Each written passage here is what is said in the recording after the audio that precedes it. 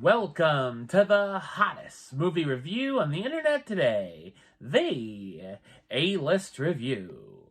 I am your host, the Game Changer, Wes Troop.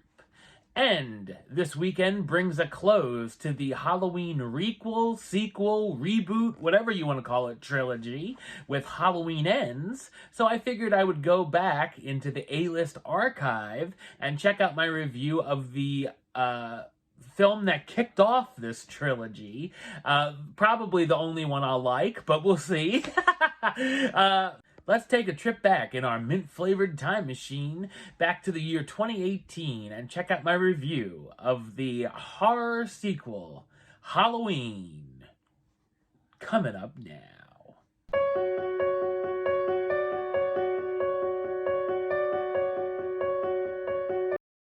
40 years after the Haddonfield murders of Michael Myers, the killer has found himself locked away in a sanitarium after being caught that night all those years ago.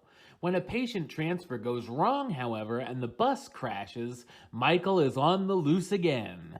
As the bodies begin to pile up, the only person who might be able to stop him is his old foe, Laurie Strode, who's been preparing for the situation and hopes to protect her daughter, granddaughter, and herself from the evil that's haunted her for decades. So what did I think of Halloween? I thought it's a well-made and entertaining horror sequel. It's directed by David Gordon Green, best known for directing films such as George Washington, Pineapple Express, Your Highness, Joe, and Stronger. The film takes a bold step in claiming itself as the only now official sequel to the original, erasing everything that happened in the series after the first movie. While the first Halloween is one of my all-time favorite horror films, some things in the later entries range from silly to cringeworthy to downright awful, so I wasn't really opposed to starting off this way. It also erases the idea of Michael and Laurie being brother and sister, which is an interesting concept, seeing her as just a random victim who had survived the murders. The film has a familiar feel to it, whether it be revisiting ideas from the original film, or taking cues from Halloween H2O, but expanding or improving on them a bit. Some of the creepiest things about the original is seeing Michael in the background of shots or in the window, and this movie plays around with that as well, giving us some really effective and chilling shots every now and then. There are a few jump scares thrown in, but the shots of him coming for the characters or hiding in the shadows are where the real chills are. While it kind of comes and goes throughout the film, I thought that the final act had some terrific suspense and thrills that kept me on the edge of my seat. There are some very good death scenes through the film as well, some that are quite brutal and others that can be pretty gory. Of course, being a horror movie, the characters do some really dumb things, and you'll probably find yourself face-palming and laughing at the screen and some of their stupidity. The setup can be a little slow at the start, but it's still rather interesting overall.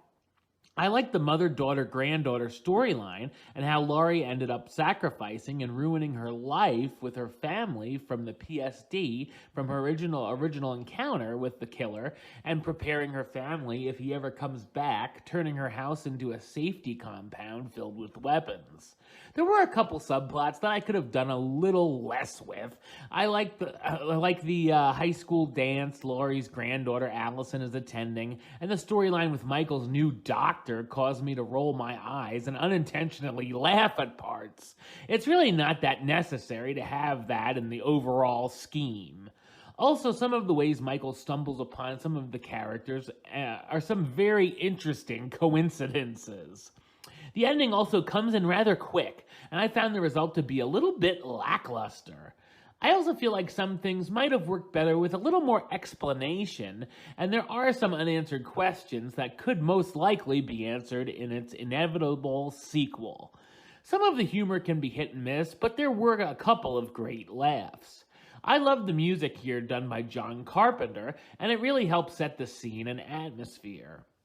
Jamie Lee Curtis reprises her role as Laurie Strode, the survivor of Michael's last rampage through Haddonfield, who's always thought she'd have to face him again.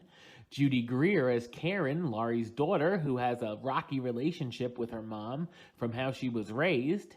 Andy Matichak, how you doing? As Allison, Laurie's granddaughter, who wants to involve her in more family activities.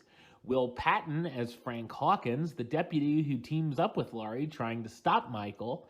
Virginia Gardner, another how you doing, as Vicky, Allison's best friend. And Nick Castle and James Jude Courtney as Michael Myers, the masked psychopath who's once again loose after 40 years. While I thought Halloween could have been greater than it was fun to see Michael back in action in a film that's one of the better sequels. Number-wise, I'm going to give it an 8 out of 10, which gives it the A-list rating of Do It. Alright, well that's the show. I'll be back with another review very soon. But until then, don't forget to subscribe right here on YouTube. youtube.com/westside515. Like the show on Facebook, facebook.com/WestTroopAlist. And of course, you can follow me on the Twitter, Instagram, and Letterboxd at WesAlist. Until next time, Troop out.